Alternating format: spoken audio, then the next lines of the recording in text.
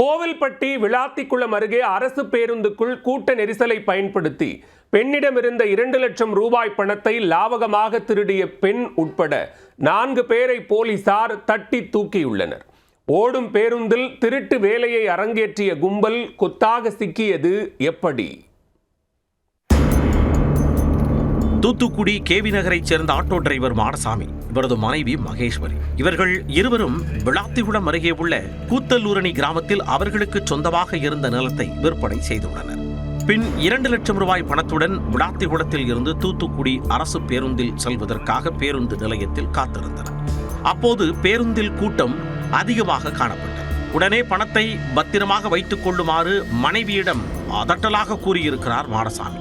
அதை கேட்ட ஒரு பெண் உள்ளிட்ட 4 பேர் அவர்களை பின்தொடர்ந்து பேருந்தில் ஏறியிருக்கின்றனர். கூட்ட நெரிசலுக்கு நடுவே பேருந்தில் ஏறிய தம்பதி பணத்துடன் பயணம் செய்திருக்கின்றனர். அப்போது ஒரு கை மட்டும் கூட்டத்திற்கு நடுவே பாம்பு போல புகுந்து வந்து பையில் இருந்த பணத்தை நைசாக உருவியிருக்கிறார். அதை கவனிக்காத மகேஸ்வரி பேருந்து வேடநத்தம் அருகே சென்று கொண்டிருந்த போது கையில் இருந்த பணப்பையை சோதித்து பார்த்திருக்கிறார். அப்போது மகேஸ்வரிக்கு தூக்கி வாரி போட்டது. பையில் இருந்த 2 லட்சம் ரூபாயை காணவில்லை. இது குறித்து கணவர் மாடசாமியிடம் பதறியபடியே கூற அவரும் அதிர்ந்து போனார். மனைவியை கடிந்து கொண்ட மாடசாமி உடனடியாக குளத்தூர் காவல் நிலையத்திற்கு சென்று பதற்றத்துடன் புகார் கொடுத்துள்ளார். உடனே அலர்ட்டான போலீசார் ஒரு குழுவை அமைத்து பேருந்து சென்ற வழிப்பகுதியில் தீவிர விசாரணையை தீவிரப்படுத்தினர். அப்பகுதியில் உள்ள அனைத்து சிசிடிவி காட்சிகளையும் ஆய்வு செய்ததில் ஒரு பெண் மீது போலீசாருக்கு சந்தேக பொறி பட்டென்று விழுந்துவிட்டது. அனைத்து சிசிடிவி பதிவுகளிலும் அவரை கண்காணித்த போலீசார் அவர்தான் திருடி இருக்க வேண்டும் என்கின்ற முடிவுக்கு வந்தனர்.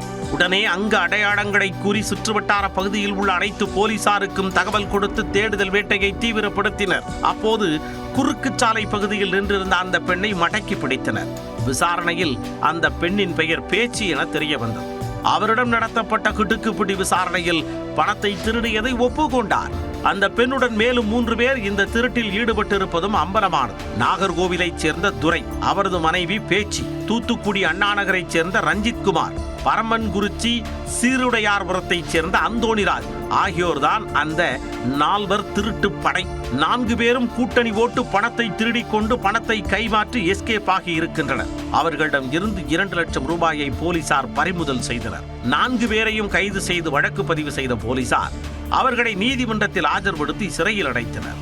மீட்கப்பட்ட பணத்தை தம்பதியிடம் ஒப்படைத்த பொழுது கண்ணீர் வெல்க பெற்றுக்கொண்டு நன்றி தெரிவித்தனர்.